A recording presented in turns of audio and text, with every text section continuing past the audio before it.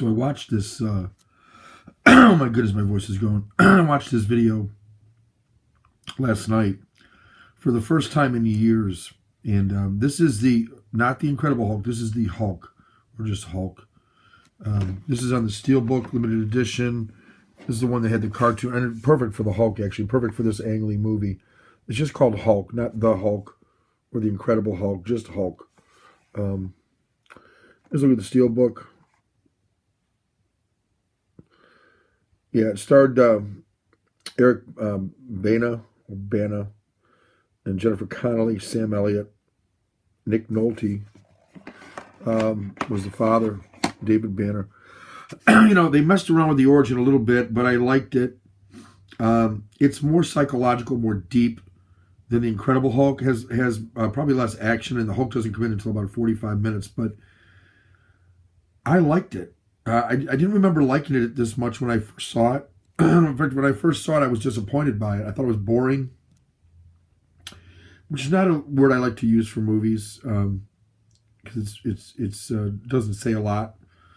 The fact that I was bored just might be a question of my attention span at the time and not about the movie itself. But it seemed like it was long. The pacing seemed slow.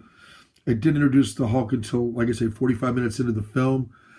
The film seemed longer than it had to be. And I wasn't sympathetic to the Betty Ross character or to General Ross. And I knew I wasn't going to be sympathetic to General Ross because you're not supposed to be. He's just supposed to be single-mindedly wanting to kill the Hulk.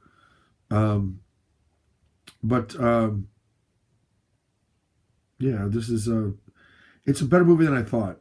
I thought the 45 minutes it spent kind of developing the characters, particularly Bruce Banner, was appropriate. The mystery of what happened to his parents when he was a child was suitable to let hang out there and get at why he was psychologically scarred, and why, in addition to some of the things his father did to him, why he would have issues that would remain kind of beneath the surface and come out when he was exceptionally angry. So overall, yeah, it's a good movie, better movie than I thought. I thought Sam Elliott did a great role as the general. He was more sympathetic than I thought he would be. It almost pained him to have to do what he had to do. He knows his daughter cares for Eric Bana, or Bruce Banner, I should say, and he comes to realize that she loves him. And when he realizes that, you can see the pain on his face. Really, I thought really good acting from that standpoint. And I thought Jennifer Connelly was good as Betty Ross. She does betray him, but yet what choice does she have? He's a monster. And unlike the comic book Hulk, where, well, actually, people are afraid of him in the comic book too, but less so it seems. Anyway, I liked it. I think it's a better movie than I originally thought it was. It might be the kind of movie that you got to watch more than once. And I will watch this more than once. I happened to catch it on television. I owned it for a while here, ever since these things came out. These Steelbooks. Pardon me. My voice is just going to go eventually. I better stop talking. But it wasn't until I saw a little bit of it on TV that I was like, I got intrigued by it. I'm like, this is a better movie than I remember.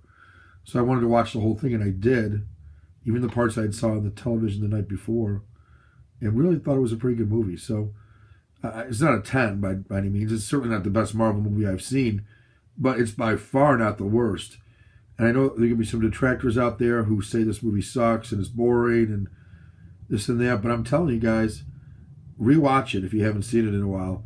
And maybe it's tough to get through it, but I think people react realistically to the Hulk in this one.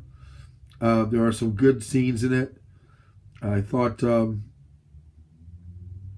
Bana did a nice job as Bruce Banner, and I thought the Hulk was well done.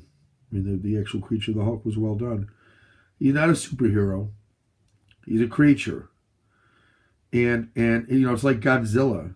You got to look at it like that, and that's how people would probably react to something like this, because he kills people in this movie. He demolishes entire buildings in this movie. As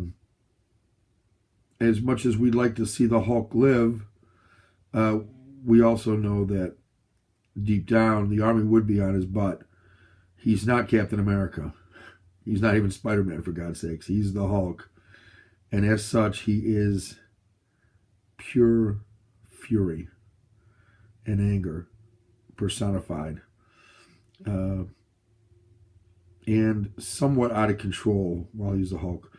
Those we see in this movie, not nearly as out of control as maybe the army would paint him to be.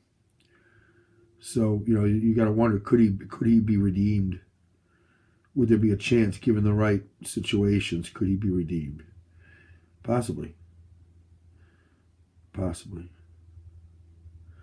Anyway, interesting movie. Makes you think far more than Incredible Hulk does. And the villains in this are villainous without being over the top.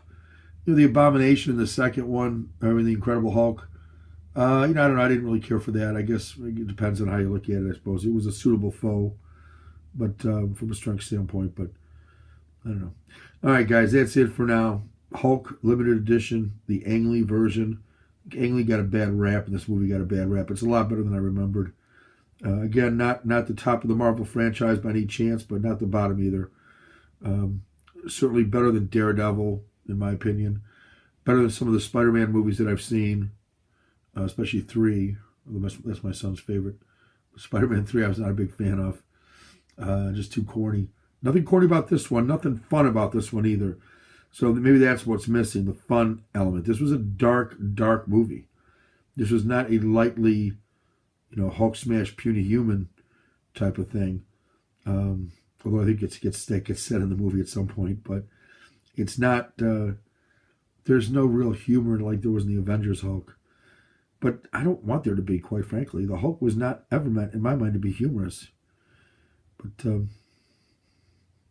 anyway, that's my take on it, guys. Better than I thought. Not great, but better than I thought. All right, that's it for now.